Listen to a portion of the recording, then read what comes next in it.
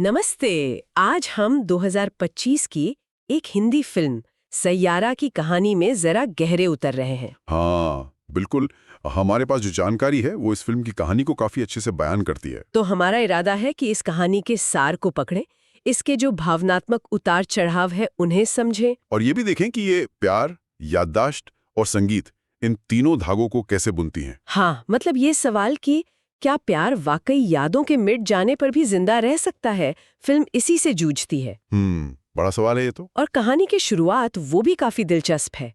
एक तरफ एक जोशीला महत्वाकांक्षी संगीतकार है, और दूसरी तरफ एक खोई हुई डायरी जिसमें किसी गुमनाम शर्मीली पत्रकार के लिखे गीत हैं। अच्छा। हाँ, और यहीं से एक बहुत ही अनोखी प्रेम कहानी शुरू होती है। तो चलिए इस कहानी के पन्ने पलटते हैं। जरूर। तो कहानी के दिल में हैं दो किरदार। पहले है कृष कपूर, आहान पांडे ने निभाया है। कृष में वो आग है, वो जुनून है जो एक कलाकार में होता है, लेकिन साथ ही थोड़ा तेज गुस्सा भी है। अच्छा, मतलब पैशनेट लेकिन थोड़ा गुस्सैल। बिल्कुल। और वो संगीत की दुनिया में अपनी जगह बनाने के लिए बेताब है, थोड़ा बेसब्र भी कह सकते हैं। ठीक है। और दूसरी किरदार? वो है वाणी बत्रा, अनीत पड्डा ने निभाया है। और वाणी कृष से एकदम उलट है, शांत, शर्मीली सी। ओके। एक पत्रकार है जो अपनी भावनाएं कागज पर उतारती है, खूबसूरत गीत लिखती है, लेकिन उनमें वो हिम्मत नहीं कि किसी को दिखाएं। अच्छा, मतलब अपनी ही दुनिया में। हाँ, बिल्कुल। फिर कहानी में एक मोड़ आता है। एक इत्तेफाक, कृष को वाणी की वो डायरी मिल जाती है। अरे वाह, जिसमें गीत लिखे। हाँ, वही गीत। और कृष उन शब्दों से, उनकी गहराई से मतलब फौरन जुड़ जाता है। उसे लगता है कि अरे ये वही आवाज है जिसे वो संगीत देना चाहता था। तो वो उन गीतों को धुने देता है। और वो गाने, मत पूछो, रातों रात हिट हो जाते हैं। कृष को वो शोहरत मिल जाती है जिसका वो सपना देख रहा था। जाहिर है, ये तो होना ही था शायद। हाँ, लेकिन फिर सवाल उठता है कि ये लिखा किसने है। तो कृष वाणी को ढूंढ निकालता है। अच्छा, उनकी मुलाकात होती है। और जो एक तरह से क्रिएटिव पार्टनरशिप की तरह शुरू होता है, शब्द और संगीत का मिलना, वो जल्द ही प्यार में बदल जाता है। दिलचस्प। ऐसा लगता है जैसे वाणी की शांति कृष की बेचैनी को संभाल लेती है और कृष का जुनून वाणी की छुपी प्रतिभा को जैसे पंख दे देता है। एक दूसरे को पूरा करते हैं। हाँ, वो एक दूसरे में वो पाते हैं जो उनमें खुद में शायद नहीं था। मतलब यहाँ ये देखना दिलचस्प है कि रिश्ता किसी आम प्रेम कहानी की तरह शुरू नहीं होता। सही कहा। इसकी बुनियाद क्रिएटिविटी है, कला है। कृष को पहले वाणी के शब्द मिलते हैं, उसकी आत्मा की झलक, और फिर वो वाणी से मिलता है। हाँ। ये एक तरह से कला के जरिए हुआ प्यार है ना? और उनके व्यक्तित्व का जो फर्क है, एक का गुस्सा, दूसरे की शांति, वो टकराने के बजाय एक संतुलन बनाता है। बिल्कुल। ये शायद दिखाता है कि कभी-कभी जो एकदम विपरीत होते हैं, वो असल में एक दूसरे को पूरा कर सकते हैं, खासकर जब कोई साझा जुनून, जैसे यहाँ संगीत और शब्द, उन्हें जोड़ रहा हो। बिल्कुल सही। और उनका रिश्ता इसी बैलेंस पर खूबसूरती से आगे बढ़ता भी है। कृष का करियर ऊपर जा रहा है, वाणी को भी अपनी आवाज मिल गई है, प्यार गहरा हो रहा है। सब कुछ परफेक्ट लग रहा है। हाँ, लगता है जैसे सब सही है। लेकिन कहानी है तो यहीं एक दुखद और अनपेक्षित मोड़ लेती है। वाणी के व्यवहार में धीरे धीरे कुछ अजीब बदलाव आने लगते हैं। ओह, किस तरह के बदलाव? पहले तो छोटी छोटी बातें होती हैं, जैसे चाबियां रखकर भूल जाना, कभी कभी घर का रास्ता याद ना आना, जिन्हें शायद नजरअंदाज कर दिया जाता है। हाँ, आम बात लगती है शुरू में। हाँ, लेकिन धीरे धीरे ये गंभीर होने लगता है। वो जानी पहचानी जगहें भूलने लगती हैं, लोगों के नाम याद नहीं रख पाती। अरे, यहाँ तक कि कभी कभी अपने करीबी दोस्तों और रिश्तेदारों को पहचानने में भी उसे दिक्कत होने लगती है। ये तो काफी चिंताजनक है। बहुत ज्यादा। जब ये लक्षण बढ़ जाते हैं तो वो डॉक्टर के पास जाते हैं और तब एक दिल तोड़ने वाली सच्चाई सामने आती है। क्या? वाणी को अर्ली ऑनसेट अल्जाइमर रोग है। ओहो, अर्ली ऑनसेट मतलब कम उम्र में? हाँ, अल्जाइमर का वो प्रकार जो कम उम्र में होता है, और ये धीरे धीरे इंसान की याददाश्त, सोचने की क्षमता और आखिर में उसकी पहचान तक को मिटा देता है। मुश्किल, बहुत मुश्किल। ये खबर कृष के लिए तो जैसे एक भूकंप की तरह होती है। जिस औरत से वो प्यार करता है, वो धीरे धीरे उसकी आंखों के सामने खो रही है। ये निदान कहानी के फोकस को ही बदल देता है। अब ये सिर्फ एक प्रेम कहानी नहीं रहती। सही। ये मानवीय सहन शक्ति, प्रतिबद्धता और पहचान के संकट की कहानी बन जाती है। अर्ली ऑनसेट अल्जाइमर का आना सिर्फ मरीज के लिए नहीं, उसके साथी के लिए भी एक भयानक ट्रेजेडी है। रिश्ता जिन साझा यादों पर टिका होता है वो नींव ही हिलने लगती है। कृष के सामने अब चुनौती सिर्फ वाणी की देखभाल करना नहीं है, बल्कि एक ऐसे रिश्ते को निभाना है जिसकी परिभाषा ही बदल रही है। हाँ, और कृष टूटता जरूर है, पर वो हिम्मत नहीं हारता। वो वाणी का हाथ थाम लेता है, फैसला करता है कि वो इस मुश्किल सफर में उसका साथ देगा। ये बहुत बड़ी बात है। लेकिन ये सफर आसान नहीं होता। वाणी की हालत तेजी से बिगड़ती है। उसकी याददाश्त के टुकड़े बिखरते जाते हैं। उफ। वो पल आते हैं जब वो कृष को भी नहीं पहचान पाती, उसे एक अजनबी समझती है। ये कृष के लिए रोज दिल टूटने जैसा होता होगा। कल्पना करना भी मुश्किल है। यही कहानी वास्तव में एक भावनात्मक गहराई पर पहुंचती है। मतलब आप उस इंसान के साथ कैसे रहें जो आपको याद ही नहीं रखता। सही सवाल है। और फिर वो भयानक घटना घटती है जो सब कुछ बदल देती है। एक दिन जब वाणी भ्रम और डर की हालत में होती है, उसकी याददाश्त उसे धोखा दे जाती है। क्या होता है? वो कृष में अपने हिंसक अपमानजनक एक्स बॉयफ्रेंड का अक्स देख लेती है। अरे नहीं। हाँ, जिसे वो अपने अतीत में छोड़ चुकी थी। उस पल के डर में, खुद को बचाने की कोशिश में, वो घबराहट में पास पड़े चाकू से कृष पर हमला कर देती है। Oh my God. कृष पर? हाँ। कृष पर। जब उसे शायद कुछ होश आता है या वो समझ पाती है कि उसने क्या कर दिया है, तो वो अपराध बोध और अपनी हालत के डर से टूट जाती है। उसे शायद लगता है कि वो कृष के लिए खतरा बन गई है, और वो चुपचाप गायब हो जाती है। कृष की जिंदगी से, घर से चली जाती है। हाँ, पीछे सिर्फ अपने कुछ अधूरे गीत के बोल छोड़ जाती है। वही बोल जो बाद में सयारा गीत बनते हैं। ये तो कहानी का सबसे दर्दनाक मोड़ है, और ये अल्जाइमर जैसी बीमारियों की क्रूर सच्चाई को दिखाता है। बिल्कुल। ये सिर्फ याददाश्त का जाना नहीं है, ये व्यक्तित्व का बदलना, भ्रम, डर का हावी होना भी है।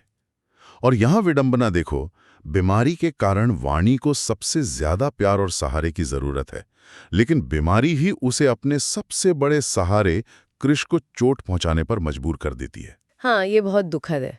ये घटना इस सवाल को और गहरा कर देती है कि प्यार की सीमा क्या है। क्या वो ऐसी चोट सह सकता है, खासकर जब चोट पहुंचाने वाले को अपने किए का एहसास तक ना हो? कृष शारीरिक और भावनात्मक रूप से जख्मी है।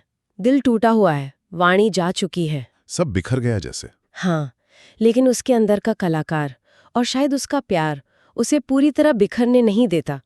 वो वाणी के छोड़े हुए उन अधूरे बोलों को उठाता है। सैयारा के बोल। हाँ, अपना सारा दर्द, अपनी टीस, अपने अधूरे प्यार की कसक, और शायद वाणी को वापस पाने की एक धुंधली सी उम्मीद, वो सब कुछ उस गीत सैयारा में डाल देता है।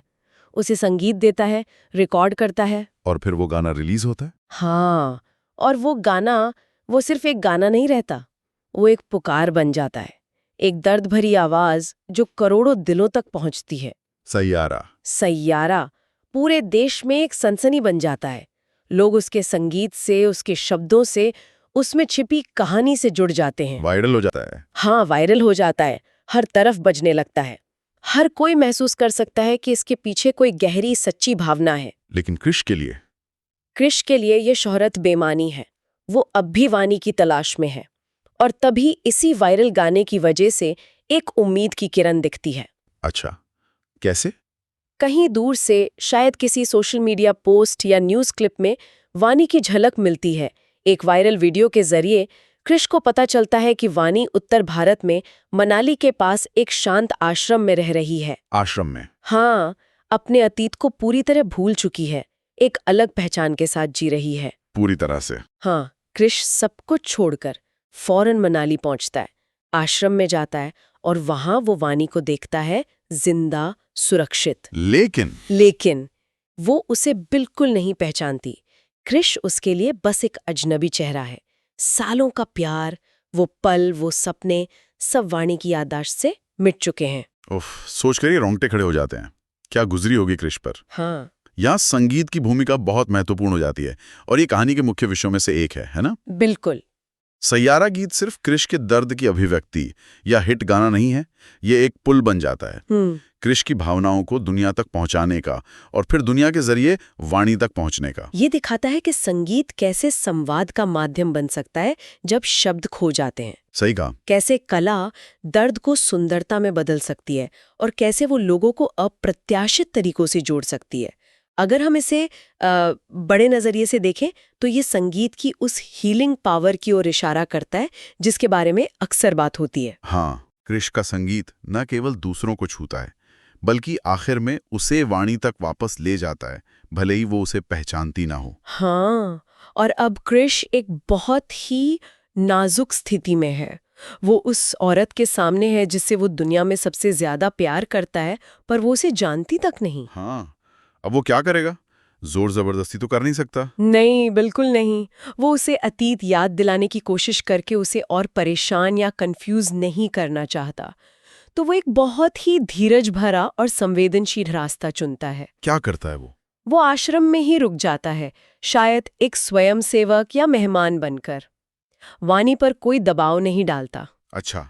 इसके बजाय वो चुपचाप धीरे धीरे उनके पुराने साझा पलों के छोटे छोटे अंशों को दोबारा रचने की कोशिश करता है। मतलब कैसे? वो छोटी छोटी बातें, वो आदतें, वो जगहें जो कभी उनके रिश्ते का हिस्सा थीं। जैसे कहानी में एक बहुत भावुक पल आता है जब कृष आश्रम के बाकी लोगों के साथ मिलकर एक छोटा सा क्रिकेट मैच रखता है। Cricket match? क्यों? क्योंकि वानी को क्रिकेट पसंद था, वो दोनों अक्सर साथ में मैच देखते या खेलते थे। वो ये सब बिना किसी उम्मीद के करता है, बस उसके करीब रहने और शायद कहीं ना कहीं कोई भूली हुई चिंगारी जलाने की आस में। कृष का ये तरीका अपने आप में बहुत कुछ कहता है।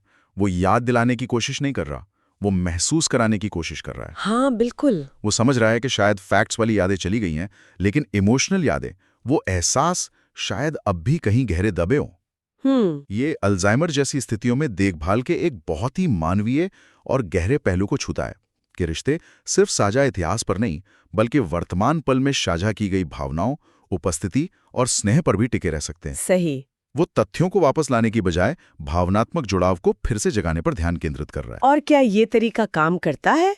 मतलब क्या वाणी को कुछ याद आता है? पूरी तरह से नहीं, और शायद यही फिल्म की ईमानदारी है। हाँ। अल्जाइमर का कोई जादुई इलाज नहीं दिखाया गया है। अच्छा। वाणी की याददाश्त चमत्कारिक रूप से वापस नहीं आती, लेकिन कृष के लगातार कोशिश करने से, उसके प्यार और उन साझा पलों को दोबारा जीने से वाणी में एक भावनात्मक प्रतिक्रिया दिखनी शुरू होती है। कैसी प्रतिक्रिया? वो कृष को नाम से या उनके अतीत के साथ शायद नहीं पहचान पाती, लेकिन वो उसकी मौजूदगी में एक तरह का सुकून, एक अपनापन, एक सुरक्षा महसूस करने लगती है। उसके चेहरे पर कभी-कभी पहचान की एक बहुत ही हल्की धुंधली सी झलक दिखती है। ये शब्दों से परे का एक कनेक्शन है जो शायद याददाश्त खोने के बावजूद बना रह सकता है। ये वाकई बहुत मार्मिक है। ये दिखाता है कि प्यार शायद दिमाग से ज्यादा दिल का मामला है। शायद। तो कहानी का अंत कैसे होता है फिर? क्या वो हमेशा के लिए आश्रम में ही रह जाते हैं? कहानी का अंत पारंपरिक हैप्पी एंडिंग नहीं है, लेकिन ये निराशाजनक भी नहीं है। ये खट्टा मीठा है। अच्छा। यथार्थ के करीब, और इसमें एक गहरी उम्मीद छिपी है। वाणी की स्थिति में कोई बड़ा सुधार नहीं होता। उसकी बीमारी एक सच्चाई है जिसे उन्हें स्वीकारना होता है। इसके बावजूद कृष और वाणी शादी करने का फैसला करते हैं। शादी? उस हालत में? हाँ, ये शादी कोई बड़ा फंक्शन नहीं होती।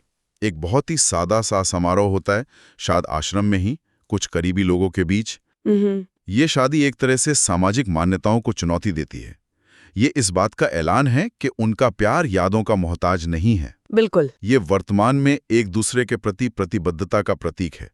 बीमारी में, स्वास्थ्य में, याद में या याद के धुंधलके में भी साथ रहने का वादा। ये बहुत खूबसूरत बात है। और फिल्म का आखिरी सीन बहुत शक्तिशाली बताया गया है। वाणी कृष को देखती है और उसके चेहरे पर एक हल्की सी मुस्कान आती है। अच्छा। उसकी आंखों में एक पल के लिए पहचान की वो झलक दिखती है। पूरी तरह साफ नहीं, लेकिन कुछ तो है। एक जुड़ाव, एक सुकून। और पीछे सयारा गीत की धीमी धुन बज रही होती है।